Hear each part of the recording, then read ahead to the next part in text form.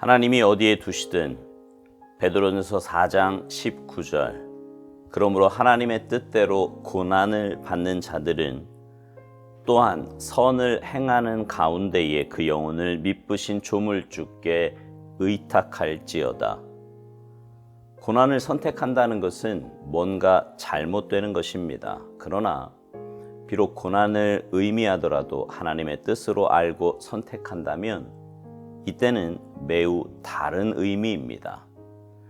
건강한 성도라도 고난을 택하는 것은 아닙니다. 그러나 예수님처럼 어떤 선택이 하나님의 뜻이라면 그것이 고난이든 아니든 그 길을 선택합니다.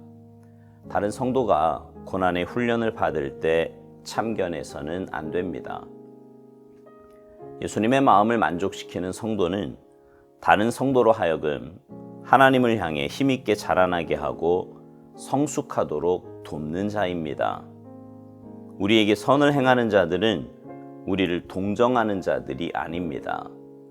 오히려 그들의 동정은 우리의 믿음의 성장을 방해합니다. 오직 주님께 가장 가까운 성도들 외에는 다른 성도들을 연단하시는 주님의 손길을 이해할 수 없습니다. 만일 우리가 다른 성도들의 동정을 받아들인다면 그로 인해 드는 생각은 이런 하나님께서 나를 거칠게 다루시는구나 라는 것입니다.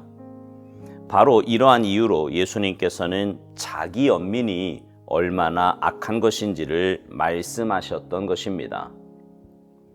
하나님의 역사에 대해 언제나 마음을 넓히십시오.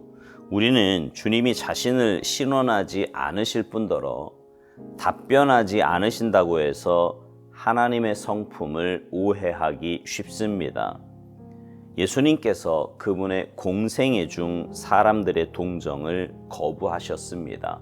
그 이유는 주께서는 이 세상의 그 누구도 주님이 무엇을 추구하는지 이해할 수 있는 사람들이 없다는 것을 아셨기 때문입니다. 주님은 오직 하나님 아버지께로부터 긍휼과 자비를 구하셨습니다. 그리고 하늘의 천사로부터 도움을 얻을 뿐이었습니다. 세상의 기준으로 볼 때 하나님께서는 그분의 성도들을 말로 표현할 수 없을 정도로 낭비되는 것처럼 보인다는 것을 주지하십시오. 하나님께서는 가장 쓸모없는 곳에 성도들을 두십니다. 우리는 말합니다. 이곳에서 내가 너무나 필요하기에 주께서 나를 여기에 두셨구나. 그러나 예수님께서는 결코 자신의 삶을 얼마나 쓸모 있었는가로 평가하지 않으셨습니다. 주의 백성들이 주님을 영화롭게 하는 곳에 성도들을 두실 뿐입니다. 우리는 그곳이 어디든지 맞다, 그르다 판단할 수 없습니다.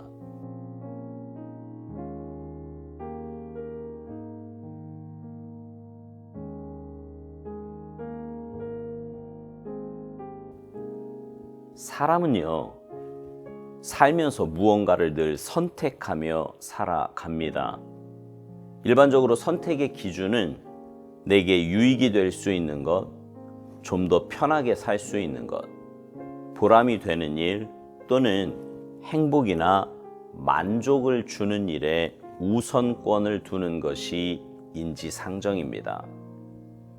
그런데 신앙인들은요, 그 기준이 조금 다릅니다. 물론 앞에서 이야기했던 것들도 분명 선택의 기준이 되기도 합니다. 그러나 그 선택이 하나님의 뜻과 충돌한다면 혹은 하나님의 원하심이 다른 것이라면 그 선택은 달라질 수 있다는 겁니다. 오스왈드 목사님은요, 오늘 묵상을 이렇게 시작합니다. 고난을 선택한다는 것은 뭔가 잘못된 것이지만 비록 고난을 의미하더라도 하나님의 뜻으로 알고 선택한다면 이때는 매우 다른 의미라는 것입니다. 예를 하나 들어보겠습니다. 예전에요, 제가 전도사로 있던 그 교회는 신도시에 있었습니다. 이제 막 아파트가 들어서고 있었고요. 새로 지어진 그 아파트에 이사 들어오는 사람들이 많았습니다. 그때만 해도요, 이사를 하려면 이제 트럭을 부르고요, 인부를 불러서 자기가 직접 이사를 하곤 했는데요. 교회에서는 이사 오는 그 가정에 교역자나 교인들을 보내서 함께 이삿짐을 날라주고 작은 선물도 주며 전도의 기회로 삼았습니다. 당시 전도사였던 저도요, 주말이면 가까운 아파트에 가서 함께 이삿짐을 날라주고 교회에서 준비한 선물도 주며 복음을 전했습니다. 사실 이삿짐을 날라주는 것은 그리 힘든 일이 아니었습니다. 내가 할 수 없는 무거운 것을 나르는 것도 아니었고요. 하루 종일 이사를 도와야 하는 것도 아니었기에 육체적으로는 약간의 피곤함 이 정도였습니다. 근데 이제 문제는 사람들의 반응이었던 거지요. 어떤 사람들은요, 교회에서 나온 것을 알고는 반가워하기도 하고 또 감사해하기도 했습니다. 그러나 대부분의 경우는 아니었어요. 무슨 벌레 쳐다보듯 그렇게 사람을 보면서 아예 가까이 오는 것조차 싫어하는 티를 팍팍 내는 경우도 비일비재했습니다. 그럴 때면요, 정말 얼굴이 화끈거리고 빨리 그 자리를 떠나고 싶었습니다. 특별히 잘못한 것도 없는데 괜히 죄 지은 것 같고요. 무슨 못할 짓 하다 걸린 사람 취급을 받곤 했는데 그게 굉장히 심적으로 힘들었던 거지요. 하지만 한 영혼이라도 더 구원하기를 원하시는 그것이 바로 하나님의 뜻이기에 토요일이면 어김없이 또 이사 현장으로 발길을 돌리곤 했습니다. 오살도 목사님은 건강하지 못한 성도는 절대로 고난을 택하지 않는다고 말합니다. 그러나 건강한 성도는 예수님처럼 그것이 고난이든 아니든 하나님의 뜻을 선택한다는 겁니다. 그러니까 이게 힘드냐 아니냐, 고난 이게 중요한 게 아니고 하나님의 뜻이냐 아니냐 이게 중요하다는 거예요. 우리 그리스도인들의 선택의 기준은요, 바로 그겁니다. 고난이냐 아니냐, 내게 유익이냐 아니냐, 편하냐 그렇지 않느냐 이런 게 아니에요. 우리의 선택의 기준은 하나님의 뜻입니다. 하나님의 원하심이 우리의 선택과 행동의 기준이 되어야 한다는 것입니다.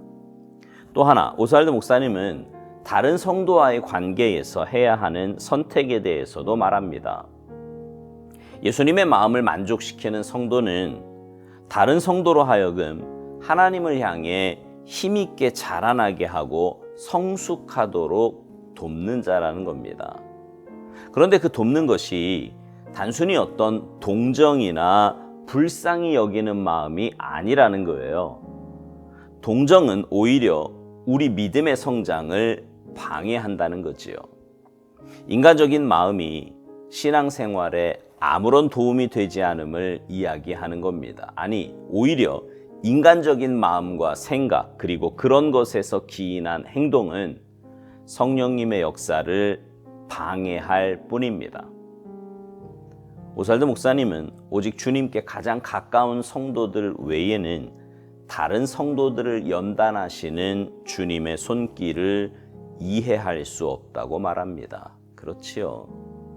인간적인 생각으로는 도무지 이해할 수 없는 것이 영적인 영역이고요. 주님의 역사하심입니다. 심지어 이것이 얼마나 악한 것인지 베드로와 예수님의 대화를 통해서도 알 수 있습니다. 마태복음 16장에서 예수님이 자신의 죽음과 부활에 대해 말씀하실 때 베드로는 예수님을 붙들고 그래서는 안 된다고 항변하여 말했다고 합니다. 지극히 인간적인 생각에서 예수님의 사역을 보니 이해할 수 없었던 거지요. 그래서 오스왈드 목사님은 자기 연민이 얼마나 악한 것인지를 예수님께서 말씀하셨다는 겁니다. 그러면서 예수님께서 그분의 공생애 중에 사람들의 동정을 필요로 하신 적이 없다는 점을 기억하라고 말합니다. 주님은 사람으로부터의 동정을 거부하셨는데 그 이유가 주께서는 이 세상의 그 누구도 주님이 무엇을 추구하는지 이해할 수 있는 사람들이 없다는 것을 아셨기 때문이라는 겁니다. 주님은 오직 하나님 아버지께로부터 긍휼과 자비를 구하셨고 하늘의 천사로부터 도움을 얻을 뿐이었다는 겁니다. 그렇습니다.